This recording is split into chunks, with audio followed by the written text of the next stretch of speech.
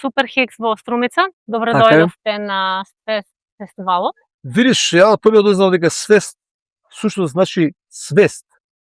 Немаше ми текне такво нешто.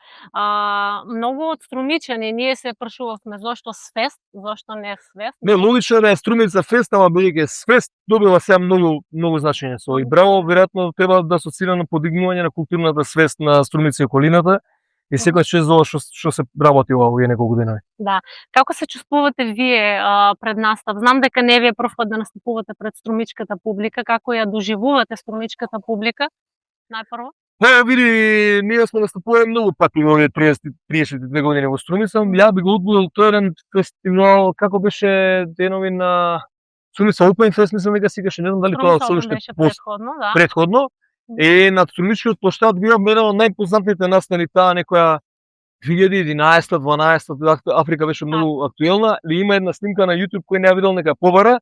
Суперхикс Струмица, еден од најлудите концерти се случи токму тука и мислам дека еден од најголемите скокови, ние пееме едно шоу, ги седнуваме сите па ги тераме на Африка да скокнат.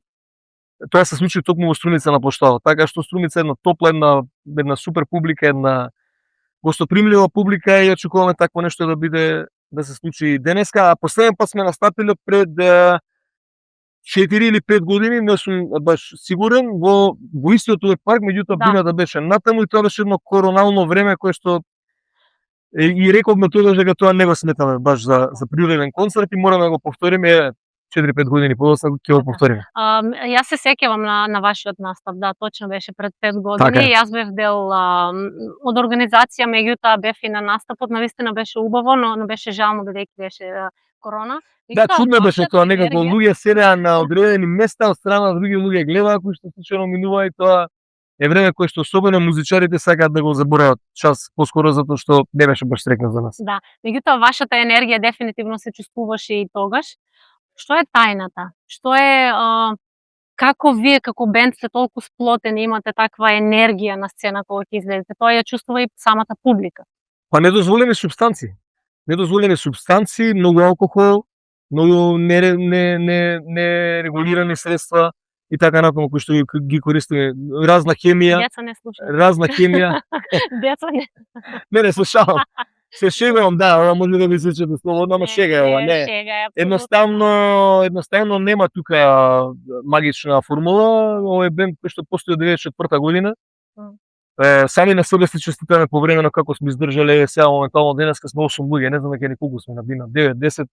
И едноставно, веројатно, знаеш, пријателството си го прави своето, искуството низ годините, сме имале многу кризи, многу моменти кога сме се прашувале дали да продолжиме или не.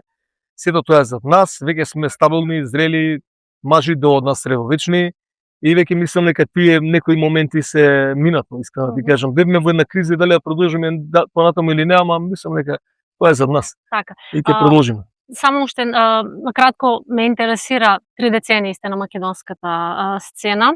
Дали беше полесно да се биде на македонската сцена музичка пред 30 години или денес? Пред 30 години може би не беше, меѓутоа јас ги нарекувам златни почеток на 2000 години, ова дрво од современе гаѓа. Да, во природа сме убаво, ама ето. Прекрасно.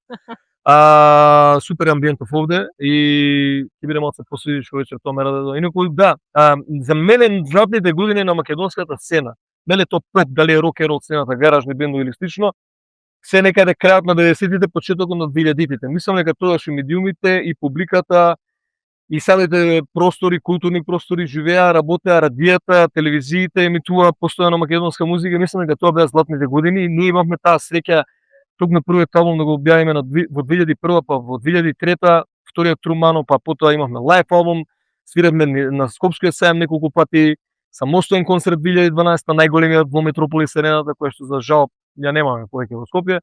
И тоа мислам дека беа златните години. Некаде до 2000-тите до 2010-тите, за жал бележам, сега повторно се враќа полека чувството за негување, за конзумирање на македонска музика и кај публиката и кај медиумите полека се враќа тоа, меѓутоа мислам дека тоа мора да се врати онака како што треба. Колку социјалните мрежи помагаат во тој дел да се врати музичката, македонската музика на сцена и ние да ја конзумираме се повеќе и повеќе? Апсолутно, и социјалните мрежи, меѓутоа за тој круг да биде комплетен, тука може да се вклучат, мора да се вклучат нели и националните сервиси, националните телевизии и радија, онаа застапеност на македонската музика, намеримите гостувањата по разни шоуа, па еве нека и ако кога кај социјалните мрежи, оние сите подкастори, инфлуенсери и слично, нека помогнат малку и нека јас знам сега дека во главно стануваат хитови оние песни кои што се споделуваат на TikTok и на разни рилсови и така натаму. Еве сега баш тоа дискутиравме со момци што треба да направиме веќе видео спотови и тоа вложување многу пари, сме вложиле не знам колку илјадници евра во тие спотови, повеќе не поминува. Знаеш, сега се сведува на тоа некоја инстант користење на содржињето од социјални мрежи и на пример едно лето стана така вирално периодот, гледам сите ја постираат.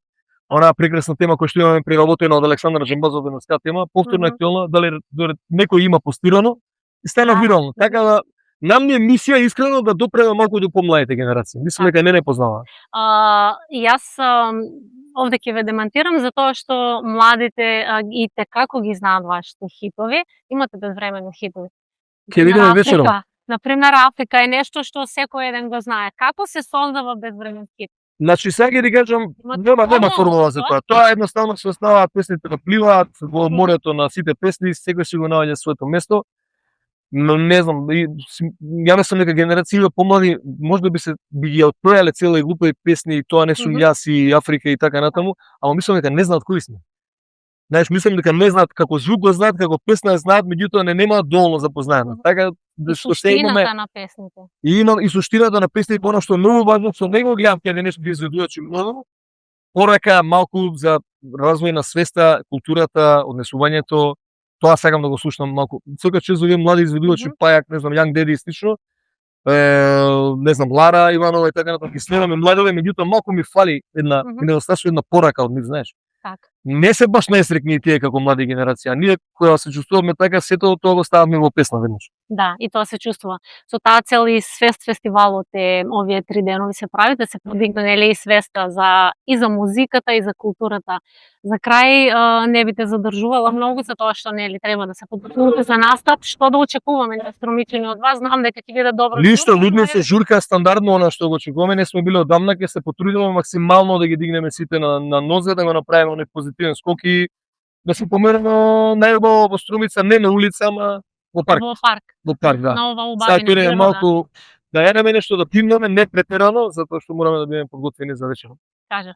Благодарам и многу. секоја чест за идејата, немаше да се сетам дека свест е всушност тоа што е. Да. Браво. Благодарам.